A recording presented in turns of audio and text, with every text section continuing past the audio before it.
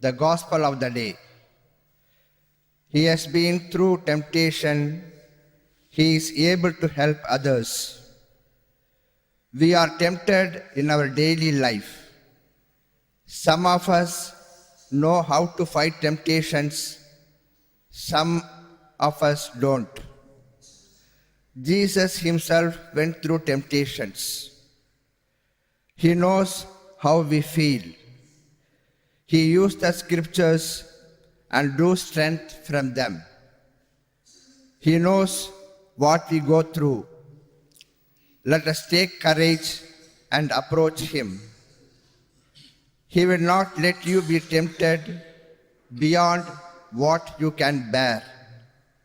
He will also provide a way out so that you can stand up under it.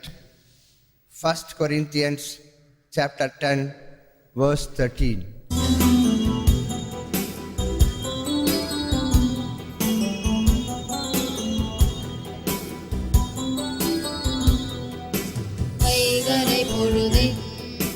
வசந்தமே நீ வா, விடியலை தேடும் விழிகளில் ஒளிந்தா, வாழ்வு மலர்ந்திட வான்மழையிடவா, வழியிருளிலே வரமறியனவா, இங்கு பாடும் இந்த ஜீவனிலே பரமனே நீ வா, வைகரை பொழுதின் வசந்தமே நீ வா, விடியலை தேடும் விழிகளில் ஒளிந்தா.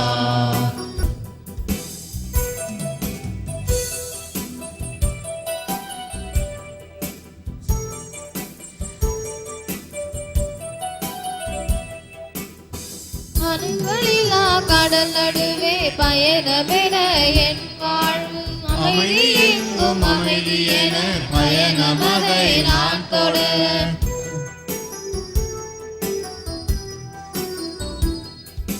இறைவாய் இறைவாய் இதயம் எழுவாய், இறைவாய் என்னிலே நிதமும் உழைவாய், இந்த வாழ்வு ஒளிர வாசல் திறந்து என்னை அழைத்திடவா, வைகரை பொழுதின் வசந்தமே நீ வா, விடியலை தேடும் விழிகளில் ஒளிந்தா.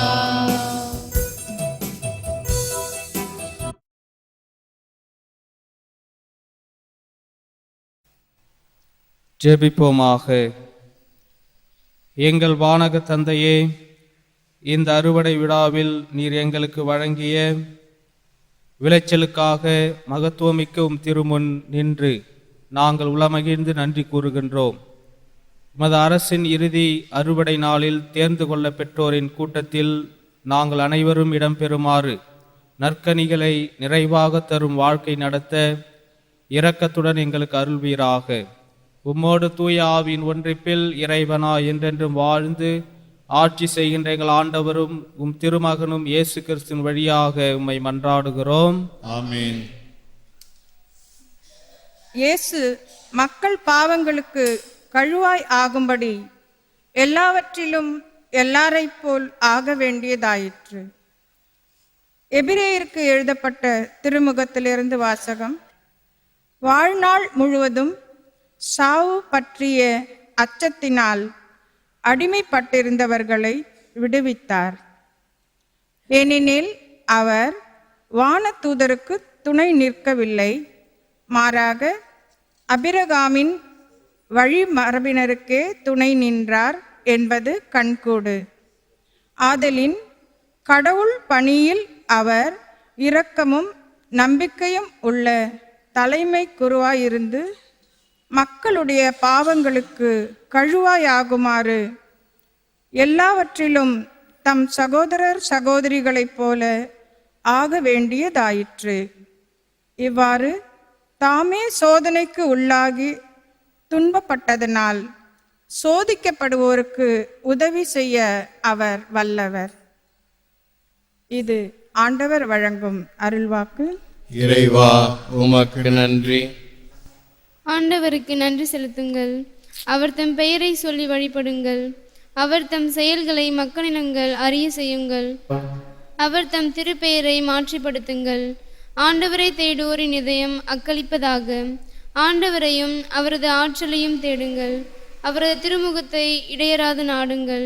அவர் தமது உடன்படிக்கையை என்றென்றும் நினைவில் கொண்டிருந்தார். 1000 தலைமுறைக்கென தாம் அளித்த வாக்குறுதியை நினைவு கூறுகின்றார்.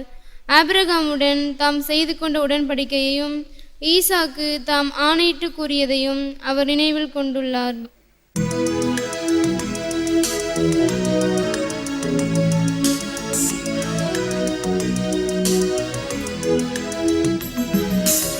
Alleluia, Alleluia, Alleluia, Alleluia. என் நாடுகள் எனது குரலுக்கு செவி சாய்க்கின்றன. எனக்கும் அவற்றை தெரியும், அவையும் என்னை பின்தொடர்கின்றன என்கிறார் ஆண்டவர். அல்லேலூயா. ஆண்டவர் உங்களோடு இருப்பாராக. உம்மோடும் இருப்பாராக. புனித மார்க் எழுதிய நற்செய்தியிலிருந்து வாசகம். ஆண்டவரே உமக்கு மகிமை.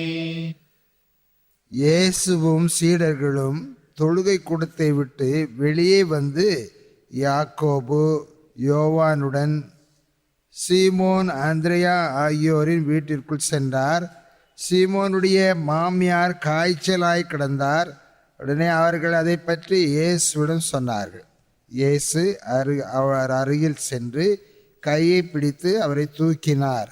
காய்ச்சல் அவரை விட்டு நீங்கிட்டு அவர்களுக்கு பணிவிடை செய்தார்.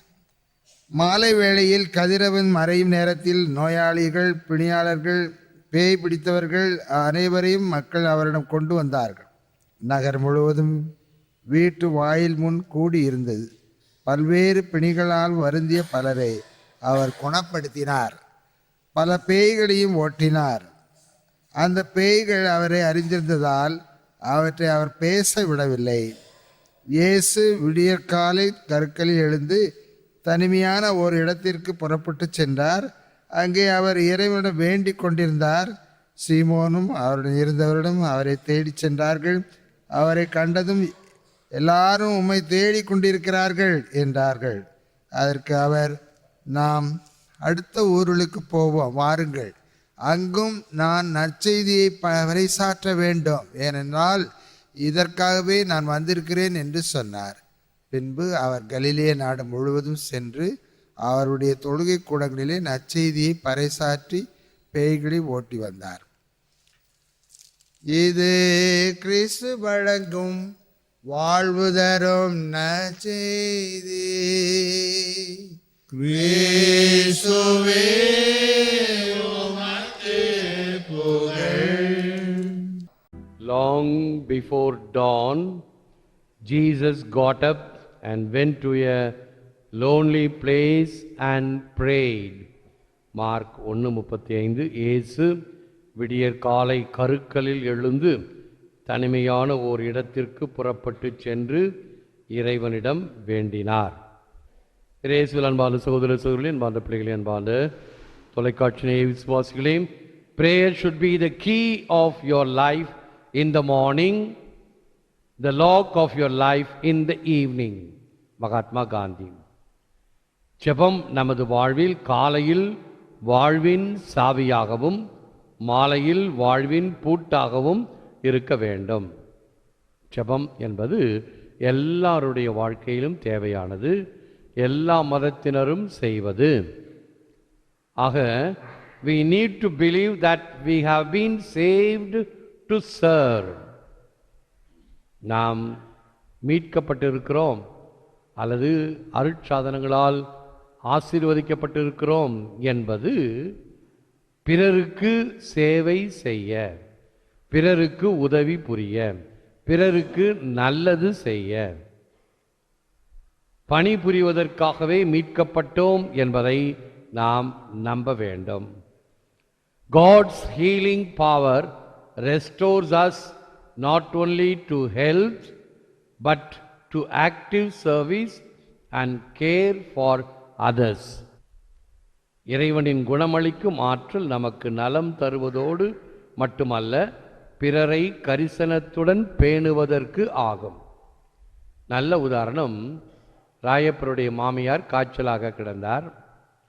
இயேசு அந்த வீட்டிற்கு சென்றார். அவரை தொட்டு ஜெபித்தார். காய்ச்சல் நீங்கியதும் உடனே என்ன செய்கின்றார்? எழுந்து அவர்களுக்கு பணிவிடை புரிந்தார்.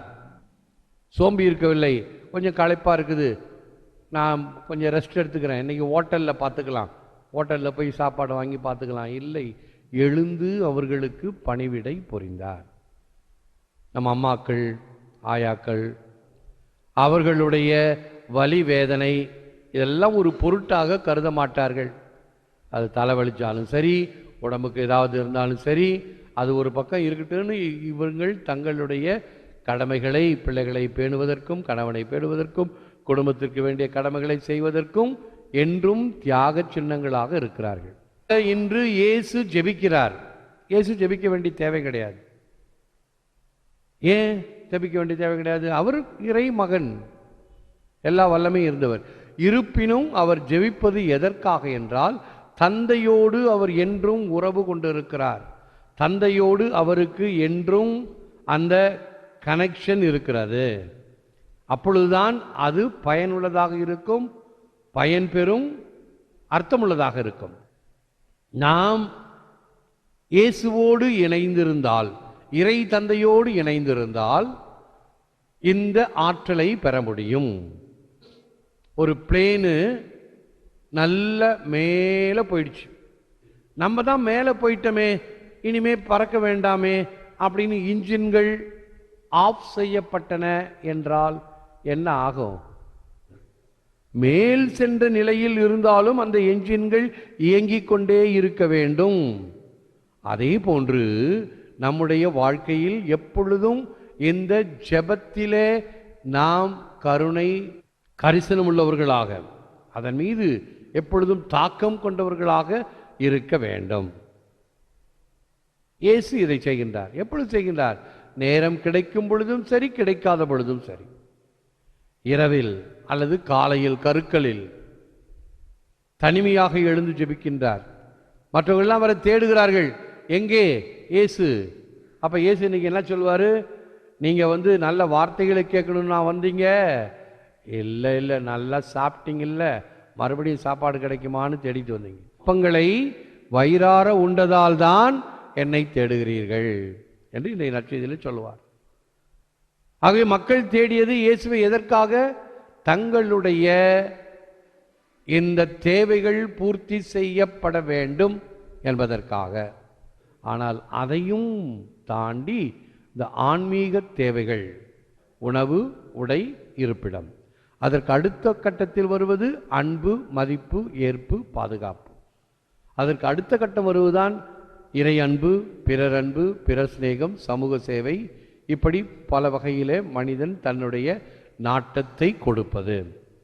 ஆக இவைகளிலே நாம் நாட்டம் கொண்டவர்களாக இருத்தல் முதலில் இந்த இறையச்சமும் பிறர் அன்பும் கொண்டவர்களாக இருக்க வேண்டும். நற்செய்தியில் நமக்கு ஒரு நீதிபதியை பற்றி ஆண்டவர் சொல்லுவார். அவன் கடவுளுக்கும் பயப்படுவதில்லை, மனிதருக்கும் அஞ்சுவதில்லை. ஒரு மனிதன் என்றால் இறையச்சம் இருக்க வேண்டும். பிறருக்கும் நாம் கடன்பட்டிருக்கிறேன் என்பதுதான் ஒரு மனிதனுடைய வாழ்க்கையினுடைய அர்த்தம். அதற்கு தகுந்தாற்போல் ஆண்டவருடைய அருளை இறைஞ்சுவோம். முழந்தால் இருப்போம். Lord Jesus, teach us by your example always to be attentive and docile to your guidance of us by your Holy Spirit. ஆண்டவராய் இயேசுவே, உமது பரிசுத்த ஆவியின் துணையாலும் உமது உதாரணமான வாழ்வாலும் வழி நடத்துதலை கவனமுடனும் பொறுப்புடனும் இருக்க உதவும்.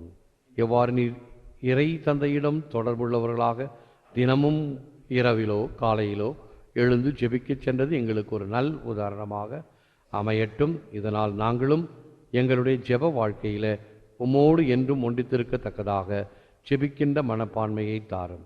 எங்கள் ஜெபத்தை ஏற்றருளும், எங்கள் கருத்துக்களை ஏற்றருளும், எங்கள் ஒவ்வொருவரையும் ஆசீர்வதியும். ஏற்று வரமருளும் இறைவா, காக்கும் கரங்களினால். ஆமென், ஆமென்.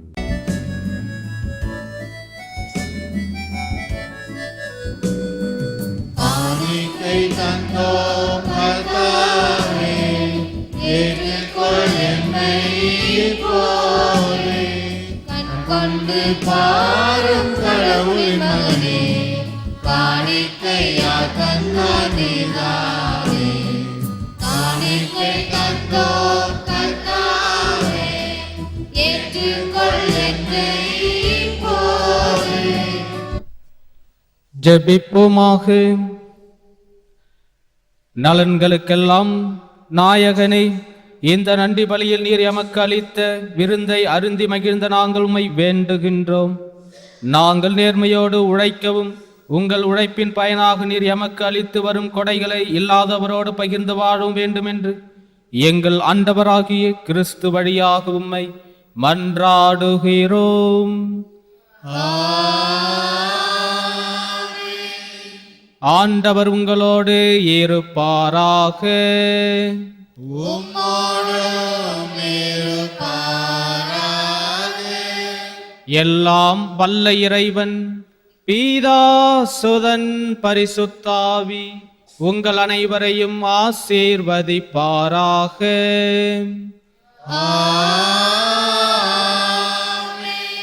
இறைவனின் அன்பிலும் அன்னையின் அரவணைப்பிலும் சென்று வாருங்கள். திருப்பலி நிறைவேறிற்று. இறைவா உமக்கு நன்றி.